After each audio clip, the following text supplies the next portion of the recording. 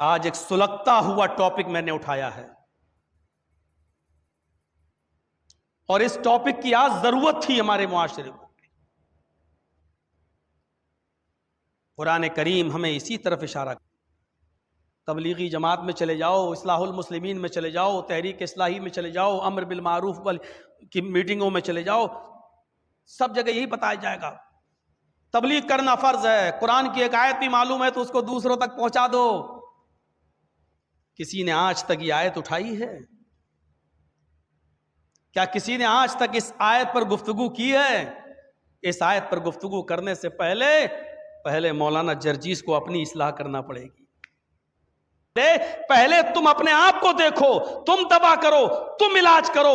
تم اپنے آپ کو جب بستر سے اٹھاؤ گے اور جب چلو گے پھرو گے تب تم دوسرے کی اصلاح کر سکتے ہو، تب تم دوسرے کے لیے دوڑ سکتے ہو، تب تم کسی کو لے جا کر ہاسپٹل پہنچا سکتے ہو۔ تم تو خود بستر پر لیٹے ہوئے ہو، تم تو خود آئی سی یو میں ہو، تمہیں دوسرے کی بیماری کی فکر ہو رہی ہے۔ اس سے بڑا بے وقوف، اس سے بڑا پاگل اور اس سے بڑا لاپرواہ انسان کون ہے؟ میرے بھائیوں، جو انسان خود بستر پہ لیٹا ہو، خود وینٹیلیٹر پہ ہو، خود آئی سی یو میں ہو، اور وہ یہ کہے کہ آج قوم کو کیا ہو گیا ہے، آج فلاں کو کیا ہو گیا ہے، وہ اتنا بگاڑ کے راستے پہ کیسے چل رہا ہے؟ ارے پہلے اپنی بیماری کی فکر کرو، پہلے اپنی اصلاح کرو، اس کے بعد دوسرے کی فکر کرو۔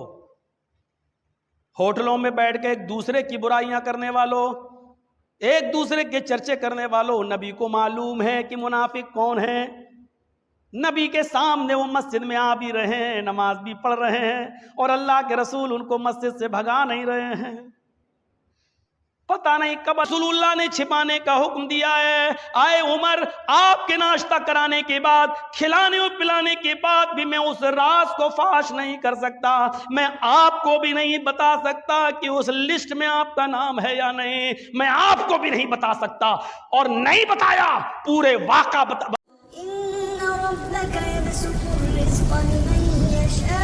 الشیطان الرجیم، بسم اللہ الرحمن الرحیم۔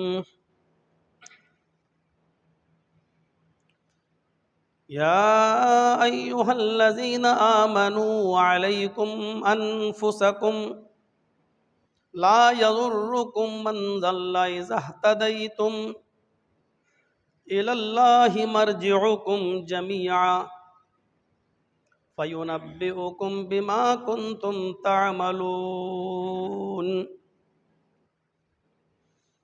رب اشرح لي صدري ويسر لي أمري واحلل عقدة من لساني يفقهوا قولي۔ حمد و ثنا، تعریف و توصیف، کبریائی و بڑائی کے لائق ذات اللہ وحدہ لا شریک کی ہے، جو ہمیشہ سے ہے اور ہمیشہ رہے گا، اسی کو بقا ہے اور باقی سب فانی۔ کل من علیہا فان ویبقى وجہ ربک ذو الجلال والاکرام۔ کائنات فانی ہے اور باقی رہنے والی ذات صرف اللہ کی ہے، جس کے بے شمار انعامات و احسانات ہیں ہمارے اور آپ کے اوپر۔ اسی اللہ سے ہم یہ دعا کرتے ہیں کہ الہ العالمین قیامت کی صبح تک درود و سلام کے بے شمار پھولوں کی بارش فرما، تمام پیغمبروں پر اور بالخصوص رحمت للعالمین، محسن انسانیت، سید الثقلین، امام الجن والانس، محمد رسول اللہ صلی اللہ علیہ وسلم کی ذات اقدس پر اللہم صلی وسلم وبارک علیہ۔ انسانوں کی اور بالخصوص مسلمانوں کی اصلاح کے لیے مختلف تنظیمیں وجود میں آئی ہیں۔ ہر تنظیم کا یہی ایک مقصد ہوتا ہے کہ کسی طریقے سے ہم لوگوں کو راہ راست پر لے آئیں، سماج کے اندر پھیلی ہوئی برائیوں پر قدغن لگائیں، روک لگائیں اور لوگوں کی اصلاح ہو۔ لیکن وہ ساری تنظیمیں ایک مخصوص دائرے میں کام کرتے کرتے پھر ناکام ہو جاتی ہیں، چاہے وہ اہل حدیثوں کی تنظیم ہو، چاہے وہ دیوبندیوں کی تنظیم ہو، چاہے وہ بریلویوں کی تنظیم ہو، پھر ایک موقع آتا ہے کہ ان کو کچھ حاصل نہیں ہوتا ہے، نام بھی بدلے رکھے گئے ہیں۔ اہل حدیثوں میں کچھ لوگوں نے اپنی تنظیم کا نام رکھا ہے امر بالمعروف والنہی عن المنکر، کچھ لوگوں نے اپنی تنظیم کا نام رکھا ہے تحریک اصلاحی، کچھ لوگوں نے اپنی تنظیم کا نام رکھا ہے اصلاح المسلمین۔ دیوبندیوں میں چلے جائیے، ان لوگوں نے نام رکھا ہے تبلیغی جماعت۔ اسی طریقے سے جماعت اسلامی کے لوگ بھی اصلاحی تبلیغ، اصلاحی جماعت، الگ الگ ناموں سے جماعتیں اور جمعیتیں بنی ہوئی ہیں، اور وہ کام بھی کرتی ہیں، پروگرام بھی ہوتے ہیں۔ بارات میں 400 اور 500 آدمیوں کا آنا کیسے روکا جائے، بفر سسٹم کیسے ختم کیا جائے، جہیز کیسے ختم کیا جائے، ان سب چیزوں پر غور ہوتا ہے، لیکن پھر معاملہ وہیں پر آ کر رک جاتا ہے۔ اس کی اصل وجہ کیا ہے؟ اس اصل وجہ پر ہم اور آپ غور نہیں کرتے ہیں، اور قرآن نے اس کی اصل وجہ ہمیں بتائی ہے۔ میں کسی بھی تبلیغی سسٹم کو نہ ناجائز کہہ رہا ہوں نہ غلط کہہ رہا ہوں، ہماری بات کا کوئی غلط معنی لینے کی کوشش نہ کرے۔ میں صرف یہ بتانا چاہتا ہوں کہ اتنی سنستھائیں، اتنی تنظیمیں، اتنی جماعتیں، اتنی گروہ بنے ہوئے ہیں، لیکن اصلاح کیوں نہیں ہوتی ہے؟ معاملہ رک کیوں جاتا ہے؟ اور اس کی سب سے بڑی وجہ یہ ہے کہ ہم دوسروں کی اصلاح تو چاہتے ہیں، لیکن اپنی اصلاح نہیں کرنا چاہتے۔ ہم یہ چاہتے ہیں کہ بارات کا سسٹم ختم ہو، لیکن ہم اپنے لڑکے کی بارات میں باراتی ضرور لے کر جائیں گے۔ ہم چاہتے ہیں کہ جہیز کا سسٹم ختم ہو، لیکن ہم اپنی بیٹی کی شادی میں جہیز ضرور دیں گے۔ ہم چاہتے ہیں کہ دن تاریخ جو رکھے جاتے ہیں شادی کی، وہ اس میں گفٹ چلتا ہے، کئی لوگ آتے ہیں، ان کو ناشتہ پانی کرایا جاتا ہے، پھر ان کو کے حوالے گفٹ کیا جاتا ہے، یہ سسٹم ختم ہو۔ لیکن ہم خود اپنی بیٹی کی شادی میں ان کرائے کے ٹٹوؤں کو بلاتے ہیں، اور ہم جملہ تو اس سے بھی بھونڈا استعمال کرنا چاہتا تھا، لیکن میں نے روک لیا اپنے آپ کو۔ میرے بھائیوں، ہم ان کو خود گفٹ دیتے ہیں، تو اصلاح کہاں سے ہوگی؟ آج ایک سلگتا ہوا ٹاپک میں نے اٹھایا ہے، اور اس ٹاپک کی آج ضرورت تھی ہمارے معاشرے کو۔ قرآن کریم ہمیں اسی طرف اشارہ کر رہا ہے۔ یا ایھا الذین آمنوا علیکم انفسکم لا یضرکم من ضل اذا اہتدیتم۔ آئے ایمانوں والو، پہلے تم اپنے آپ کو دیکھو۔ آئے مسلمانوں، علیکم انفسکم، پہلے اپنی فکر کرو، پہلے اپنے گریبانوں میں جھانکو۔ چلے جائیے تبلیغی جماعت میں، چلے جاؤ اصلاح المسلمین میں، چلے جاؤ تحریک اصلاحی میں، چلے جاؤ امر بالمعروف کی میٹنگوں میں چلے جاؤ، سب جگہ یہی بتایا جائے گا تبلیغ کرنا فرض ہے۔ قرآن کی ایک آیت بھی معلوم ہے تو اس کو دوسروں تک پہنچا دو۔ کسی نے آج تک یہ آیت اٹھائی ہے؟ کیا کسی نے آج تک اس آیت پر گفتگو کی ہے؟ اس آیت پر گفتگو کرنے سے پہلے مولانا جرجیس کو اپنی اصلاح کرنا پڑے گی.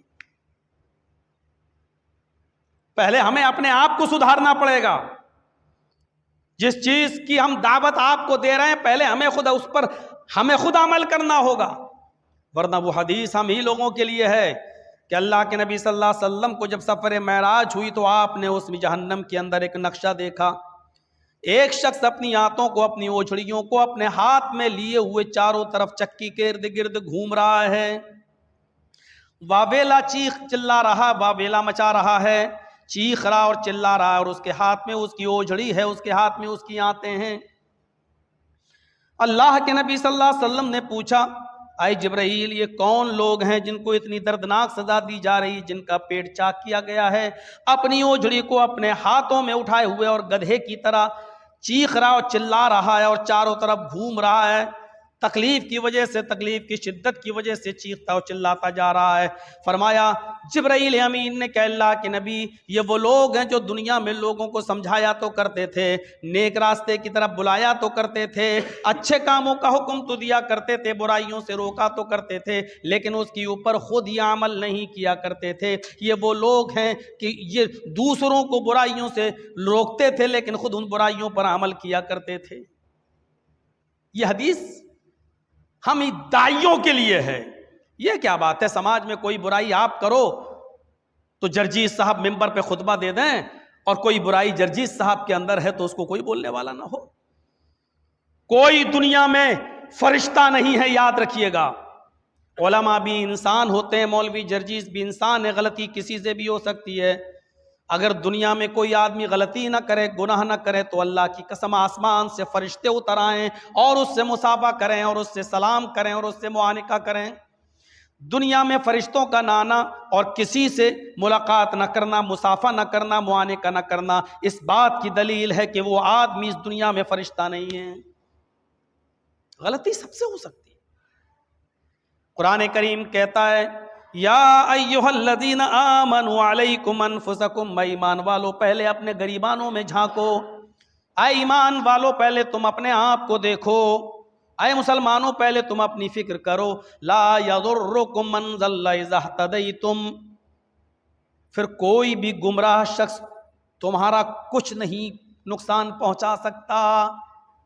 کوئی کتنا بھی گمراہ ہو، کتنا بھی بھٹکا ہوا ہو، کتنا بھی شاطر ہو، کتنا بھی شریعنتر اور راجنیتی کرتا ہو اور چلاتا ہو، تمہارا کچھ نہیں کر سکتا. اگر تم اپنے گریبان میں جھانک کر دیکھ رہے ہو، اپنی اصلاح کر رہے ہو، اپنے آپ کو دیکھ رہے ہو، تو کوئی بھی تمہارا کچھ نہیں کر سکتا.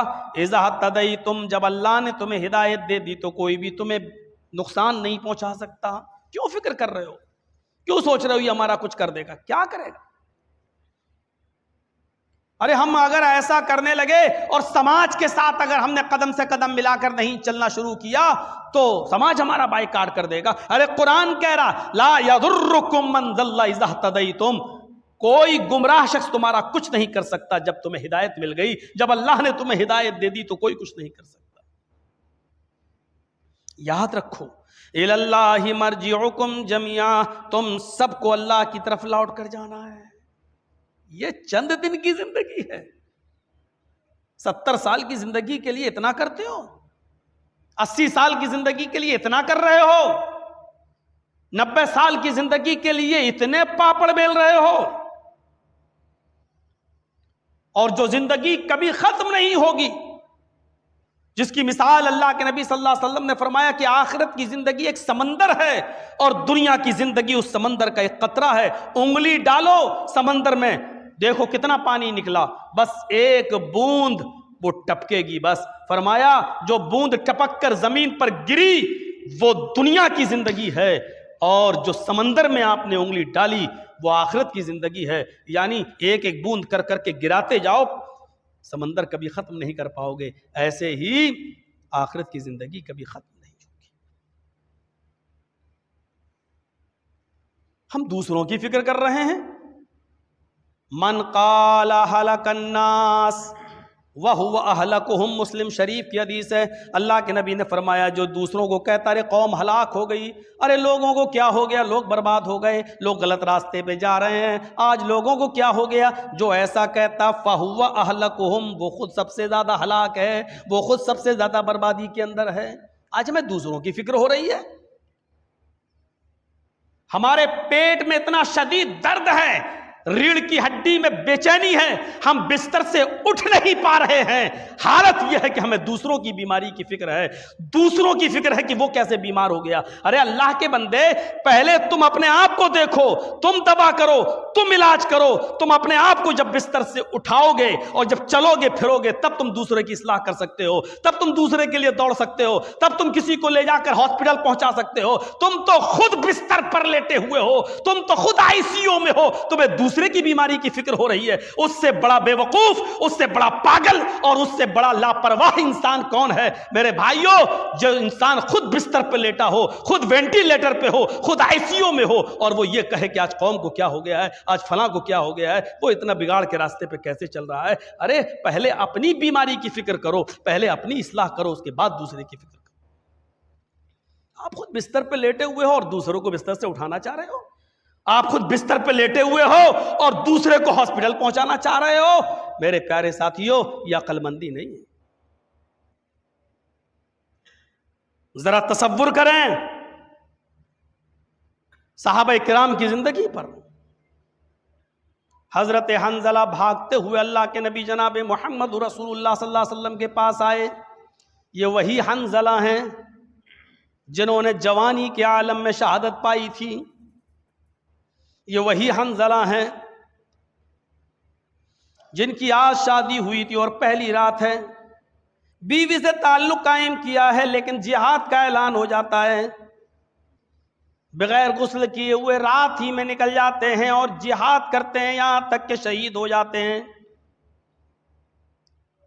جب حنظلہ کو دفنایا جانے لگا تو حنظلہ کی بیوی نے کہا اللہ کے رسول میرے شوہر کو غسل دے دیجئے۔ یہ رات میں تعلق قائم کرنے کے بعد بغیر غسل کیے ہوئے میدان جہاد میں چلے گئے۔ فرمایا حنظلہ کی بیوی تیرے شوہر کو آسمان سے اترنے والے 70,000 فرشتوں نے پہلے ہی غسل دے دیا، تیرے شوہر کو میرے غسل کی ضرورت نہیں ہے۔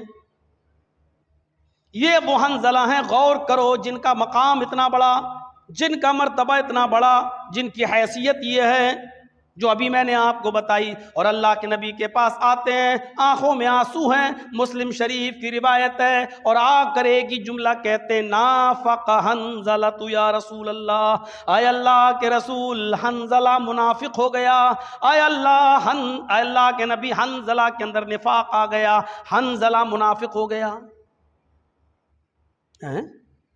اے حنظلہ تم اپنے آپ کو منافق کہہ رہے ہو، کیا ہو گیا ہے، ایسا کیوں کہہ رہے ہو؟ ارے کچھ تو وجہ ہوگی، اپنے آپ کو تم منافق کہہ رہے ہو، اس کی وجہ کیا ہے؟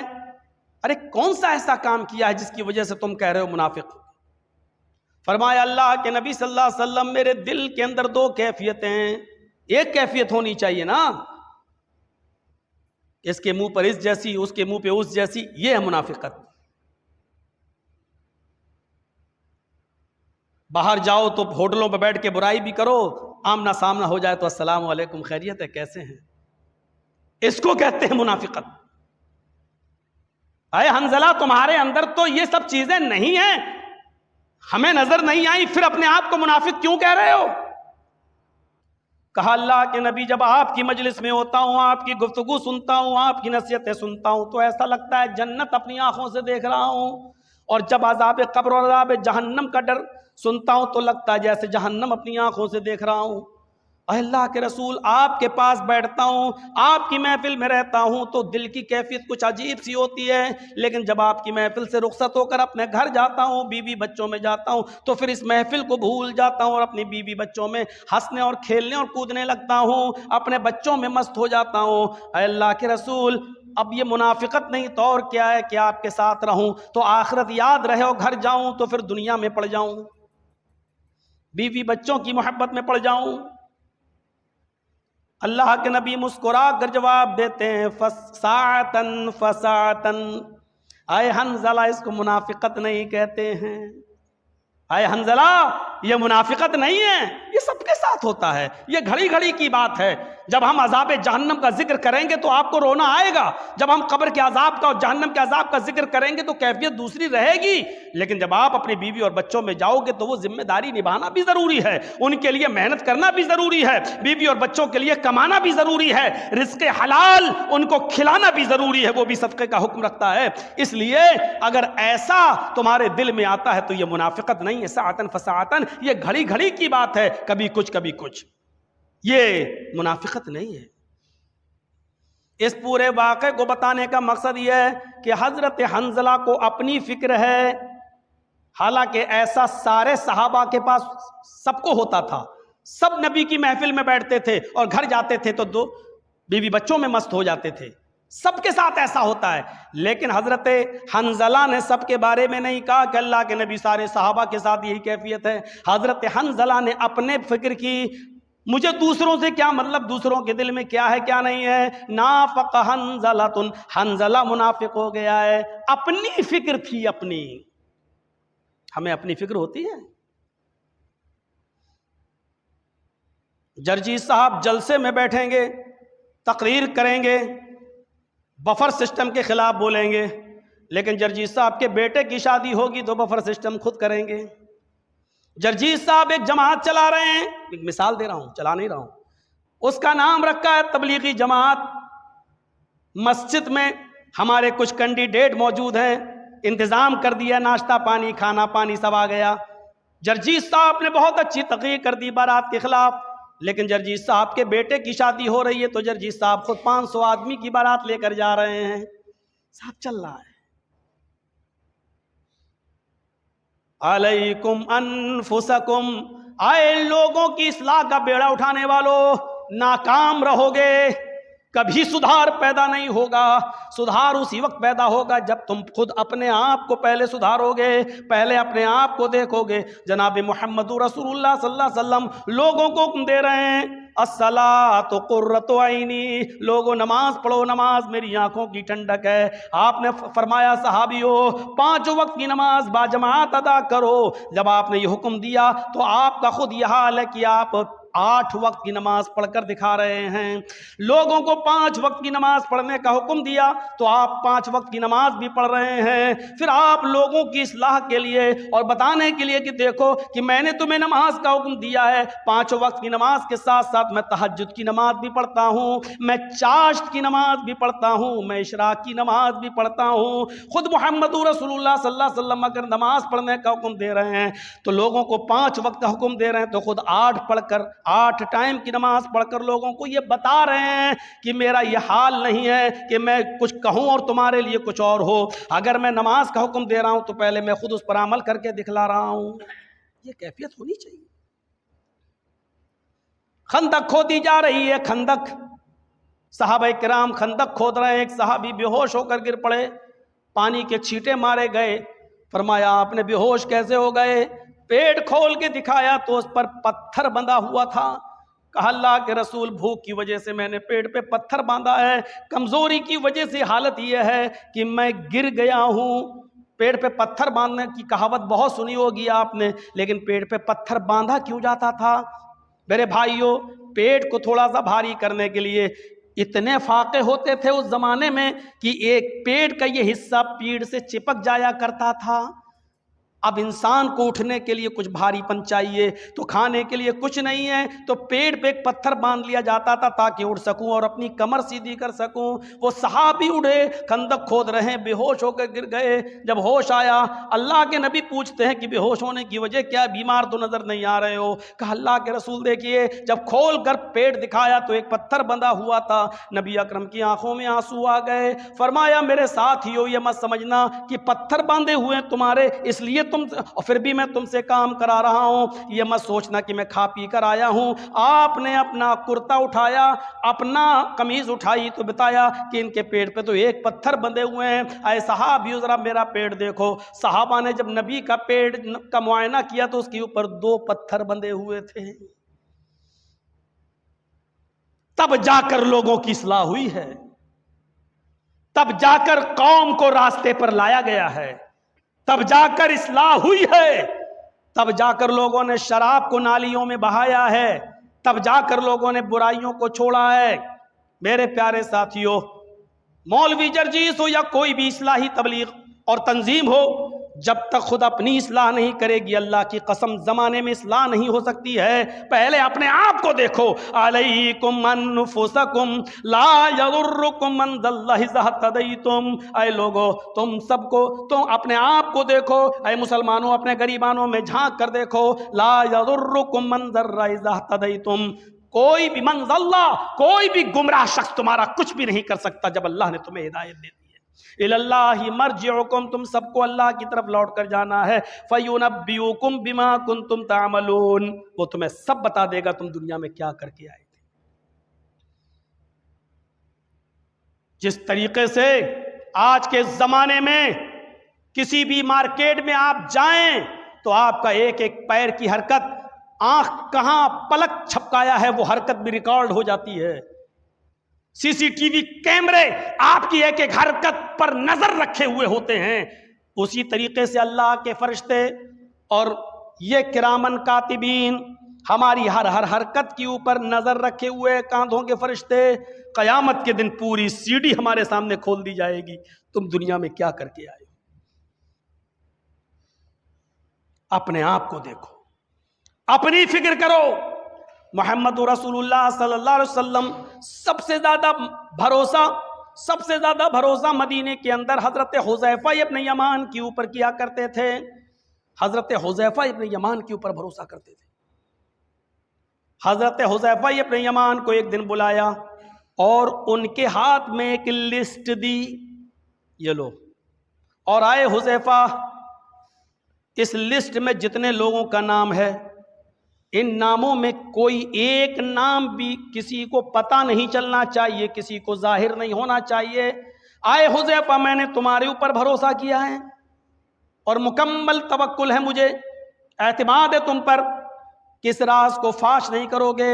हजरत हुज़ैफा ने पूछा, अय अल्लाह के रसूल, इस लिस्ट में क्या है? फरमाया, मदीने में जितने मुनाफिक हैं उन मुनाफिकों के नाम इस लिस्ट में हैं, लेकिन किसी को बताना मत। हो सकता है कोई अल्लाह से तौबा कर ले, गिड़गिड़ा ले और अल्लाह उसके गुनाह को माफ कर दे, तुम किसी को मत बताना। गौर करो, होटलों में बैठ के एक दूसरे की बुराइयां करने वालों, एक दूसरे के चर्चे करने वालों, नबी को मालूम है कि मुनाफिक कौन है। नबी के सामने वो मस्जिद में आ भी रहे हैं, नमाज भी पढ़ रहे हैं और अल्लाह के रसूल उनको मस्जिद से भगा नहीं रहे हैं। पता नहीं कब अल्लाह ताला तुम्हारी तौबा कबूल कर ले। गौर करो, आप उनका चर्चा भी नहीं कर रहे हैं, देख भी रहे हैं कि ये मुनाफिक है, लेकिन कुछ नहीं कह रहे हैं। आए हुज़ैफा, ये लिस्ट मैंने तुम्हें सौंप दी है। वो लिस्ट हजरत हुज़ैफा के पास नबी अकरम के इंतकाल के बाद भी रही। जब अल्लाह के नबी जनाब मोहम्मद रसूलुल्लाह सल्लल्लाहु अलैहि वसल्लम इस दुनिया से चले गए तो लोग बहुत ज्यादा मुश्ताक थे कि किसी तरीके से पता चल जाए। हर आदमी चाहता था कि मुझे पता चल जाए, इस लिस्ट में मेरा नाम तो नहीं है, इस लिस्ट में मेरा नाम तो नहीं है, इस लिस्ट में मेरा नाम तो नहीं है। हर आदमी चाहता था, लेकिन हजरत हुज़ैफा किसी को कुछ नहीं बताया करते थे। कहते थे, जनाब मोहम्मद रसूलुल्लाह सल्लल्लाहु अलैहि वसल्लम जो राज मेरे सीने में दफन करके गए हैं, जो राज मुझे सौंप कर गए, वो मेरे सीने में दफन है, मैं उसको फाश नहीं कर सकता। मदीने के लोगों की नजर पड़ने लगी हजरत हुज़ैफा के ऊपर। अब पता कैसे लगाया जाता था कि कौन मुनाफिक है कौन नहीं? जब किसी का इंतकाल हो जाता था, जब कोई मदीने में इंतकाल कर जाता था, तब लोग ये देखते थे कि देखें इसकी मय्यत में, इसके जनाजे में हजरत हुज़ैफा तशरीफ लाते हैं या नहीं लाते हैं। अगर मरने वाला मुनाफिक होगा तो हजरत हुज़ैफा मुनाफिक के जनाजे में और उसकी मय्यत में शामिल नहीं होंगे। मेरे भाइयों, मदीने में हुज़ैफा भी मौजूद हैं और मदीने में किसी का इंतकाल हो गया तो लोग कब्रिस्तान में और जहाँ जनाजा पड़ा जाता है उस जगह पर खड़े होकर लोग हुज़ैफा को دیکھتے تھے کہ حضرت حذیفہ آئے یا نہیں آئے. اگر حضرت حذیفہ اس جنازے میں تشریف لاتے تھے تو پتہ چل جاتا تھا کہ یہ مومن کا، ایک صحابی کا جنازہ ہے. اگر حضرت حذیفہ اس میت میں نہیں آئے تو سمجھ لیا جاتا تھا کہ مرنے والا منافق ہے. ہم کیسے پہچانیں کس کے اوپر اعتماد کریں اور کس کے اوپر بھروسہ کریں؟ نہیں ہوگا. لیکن پتہ کرنے کی ضرورت بھی نہیں ہے، کیونکہ اللہ کے رسول صلی اللہ علیہ وسلم نے اگر یہ بات عام کر دی ہوتی تو سب ایک دوسرے کے بارے میں پتہ لگاتے، لیکن اس کو تو چھپانے کا حکم. ایک دن حضرت عمر فاروق رضی اللہ تعالیٰ عنہ حضرت حنظلہ کو ملتے ہیں، حضرت حنظلہ سے سلام کرتے ہیں اور ان کو اپنے گھر لاتے ہیں. کون ہو؟ حضرت عمر. وہی عمر جو دوسروں کی اصلاح کے لیے ہر وقت کوڑا نکالا کرتے تھے. طائف کے دو آدمی مسجد نبوی میں زور زور سے گفتگو کر رہے ہیں، تم نے کتنا مال بیچا؟ میں نے اتنا بیچا. تم نے اتنا بیچا، مجھے اتنی پروفٹ ہوئی، تمہیں اتنی ہوئی. حضرت عمر فاروق نے ان دونوں آدمیوں کو مسجد کے اندر دیکھا، باہر نکلے، ایک چھوٹی سی کنکری اٹھائی، ان کی طرف پھینکا. ان لوگوں نے پیچھے مڑ کے دیکھا. حضرت عمر فاروق نے کہا انگلی کے اشارے سے باہر آؤ، زبان سے نہیں. اگر زبان سے بولیں گے تو بولنا پڑے گا، اور مسجد کے اندر ناجائز جملے بولنا یا اپنی طرف سے کوئی بات بولنا بھی جائز نہیں ہے. حضرت عمر نے کنکری پھینکی ان کی طرف. انہوں نے پیچھے مڑ کے دیکھا، انگلی کے اشارے سے کہا ادھر آؤ. جب وہ اٹھنے لگے تو فرمایا یعنی جو کنکری وہاں پڑی ہوئی اس کو بھی اٹھا کر لاؤ. انہوں نے کنکری اٹھا کر حضرت عمر کو دی. حضرت عمر نے وہ کنکری باہر پھینکی. حضرت عمر نے کوڑا نکالا. فرمایا کہاں کے رہنے والے ہو؟ کہا طائف سے آیا ہوں. کیا کر رہے تھے؟ کہا کہ یہاں طائف کا مال یہاں لا کے بیچتا ہوں، یہاں سے مال لے جا کر طائف میں بیچتا ہوں، تجارت کرتا ہوں، بزنس کرتا ہوں. فرمایا اللہ کی قسم اگر تم پردیسی نہ ہوتے، اللہ کی قسم اگر طائف کے نہ ہوتے تو اس کوڑے سے میں تمہاری کھال ادھیڑ دیتا. محمد رسول اللہ کی اس مسجد میں زور سے گفتگو نہیں کی جائے گی. یہ مسجدیں اللہ کی عبادت کے لیے بنائی گئی ہیں، اپنی ذات کے لیے، کاروبار کے لیے، اور کاروبار کے حساب و کتاب کے لیے نہیں بنائی گئی ہیں. اسی لیے تو منع کیا گیا ہے. کسی کی بکری کھو گئی، اعلان ہو رہا صاحب فلاں صاحب کی بکری کھو گئی، کسی کو ملے تو وہ فلاں کو پہنچا دے. کسی کی کوئی چیز کھو گئی تو مسجد سے اعلان ہوتا فلاں چیز کھو گئی ہے فلاں کی، اگر ملے تو وہاں تک پہنچا دے.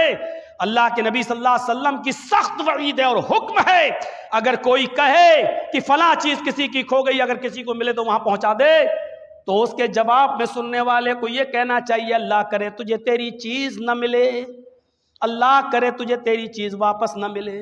لیجئے بد دعا دینے کا اور حکم ہے. مولوی جرجیز پتہ نہیں کہاں کہاں سے لاتا یہ ساری باتیں. ہم کہہ رہے ہیں نبی کا حکم ہے یہ.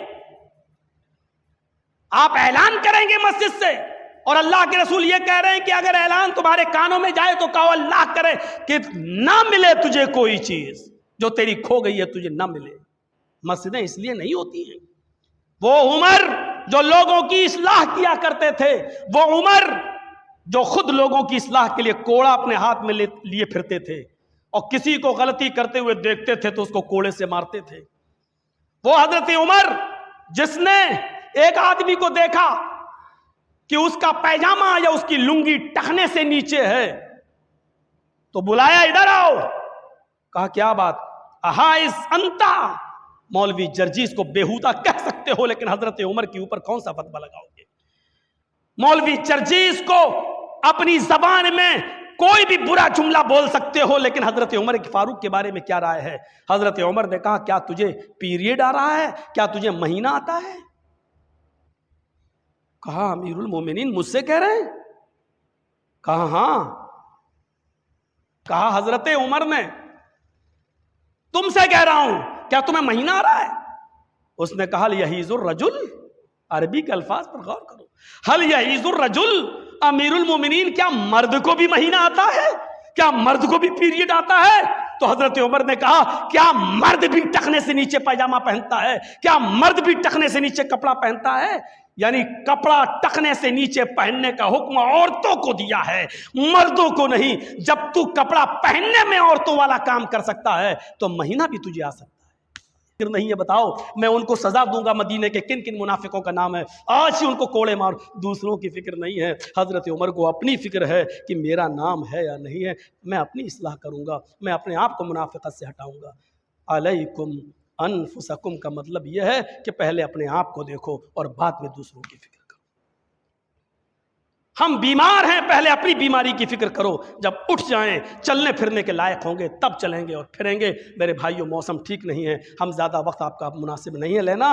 علیکم انفسکم کی تشریح کرتے ہوئے اتنا ہی بتا دیا، جب تک ہم اپنی اصلاح نہیں کریں گے، خود کتنی بھی تنظیمیں بنا لو، کتنی بھی جماعتیں کھول لو، چاہے تبلیغی جماعت 40 دن کا چلہ کرو، 4 مہینے کا چلہ کرو، 3 دن کے لیے جاؤ یا 4 مہینے کے لیے جاؤ، چاہو تو اصلاح المسلمین، تحریک اصلاحی، امر بالمعروف، جو نام رکھنا چاہو رکھو، لیکن جب تک ہم ذمہ داران ہم خود اپنی اصلاح نہیں کریں گے قوم کی اصلاح نہیں ہو سکتی ہے. جب تک ہم اپنی اولاد کو کی بارات سے باز نہیں آئیں گے ہم دوسروں کی بارات پر قدغن نہیں لگا سکتے ہیں. ہم جب تک خود جہیز نہیں دیں گے تب تک دوسروں کو جہیز دینے سے نہیں روک پائیں گے. جب تک ہم اپنی اصلاح نہیں کریں گے ہم دوسروں کی اصلاح نہیں کر سکتے ہیں. اللہ تبارک و تعالیٰ سے دعا ہے کہ بار الہ ہماری خطاؤں کو معاف فرما دے، ہمارے گناہوں کو بخش دے اور ہم جمیع مسلمانوں کو اپنی اصلاح کرنے کی توفیق عطا فرما. اے اللہ پہلے ہمیں اپنے غریبانوں میں جھانکنے کی توفیق عطا فرما. اے اللہ پہلے ہمیں اپنی بیماری کو دور کرنے کی توفیق عطا فرما. الہ العالمین جب تک تو ہمیں زندہ رکھ، اسلام پہ زندہ رکھنا، اور جب ہمارا خاتمہ ہو تو ایمان پر ہمارا خاتمہ فرمانا. وما علینا الا البلاغ المبین وآخر دعوانا